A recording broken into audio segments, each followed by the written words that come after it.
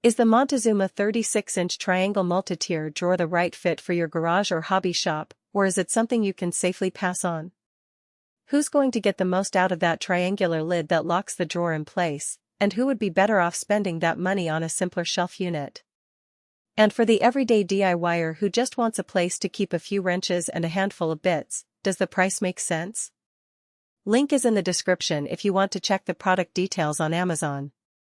When I first saw this piece of storage, the thing that caught my eye was the unusual triangle shape. It's not a gimmick, it's meant to sit flush against a wall corner, turning a usually wasted space into a usable workstation.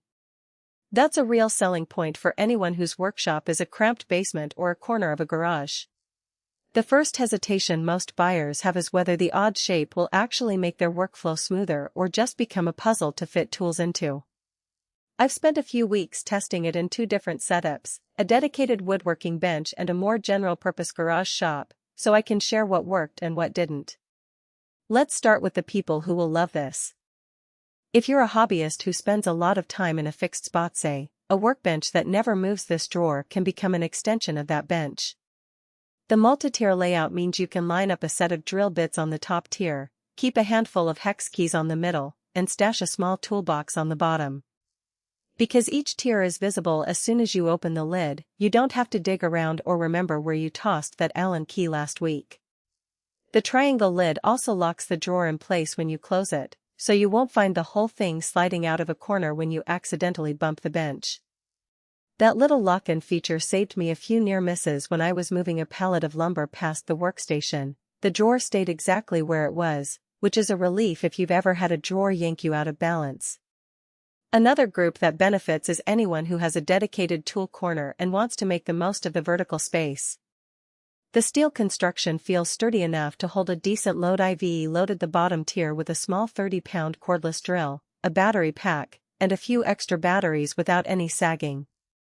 The top tier, being shallower, is perfect for lightweight items like measuring tapes, a small screwdriver set, or a roll of electrical tape. Because the interior is designed with hidden storage compartments, you can slide a thin metal tray into the back of the bottom tier and stash long, narrow items like a pipe wrench or a piece of rebar that would otherwise stick out. In my woodworking setup, that hidden tray became the go-to spot for a set of dovetail chisels that I rarely use but still want within arm's reach. Now, who should skip this? If you're the type who moves your workbench around a lot, maybe you have a mobile job site or you like to rearrange your garage every few months, the fixed corner design becomes a drawback. The triangular footprint locks you into a specific corner, and while you can technically lift the whole unit, it's not something you want to do weekly.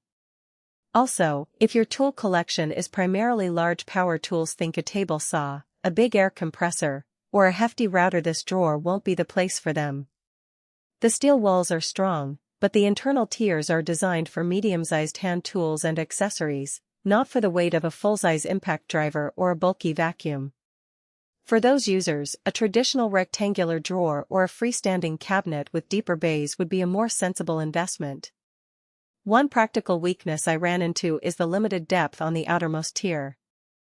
Because the lid needs to lock into place, the front edge of the drawer is slightly recessed, which reduces the usable depth by about an inch compared to a straight-sided drawer of the same width. For most small hand tools that's nothing, but if you try to shove a longer screwdriver or a small pipe in there, you'll quickly notice the space constraint. The solution is to keep those longer items on a separate shelf or in the hidden back compartment, which defeats the everything in one place idea a little. It's a small trade-off, but worth knowing before you decide to rely on this as your sole storage solution. Another subtle point is the price versus the actual storage volume. At first glance, a 36-inch width sounds massive, but the triangular shape means you lose about 15% of the floor area compared to a square drawer of the same width. If you compare it to a standard metal locker of similar price, you'll find the locker offers a bigger total volume, albeit without the corner-saving geometry. So the value proposition hinges on how much you need.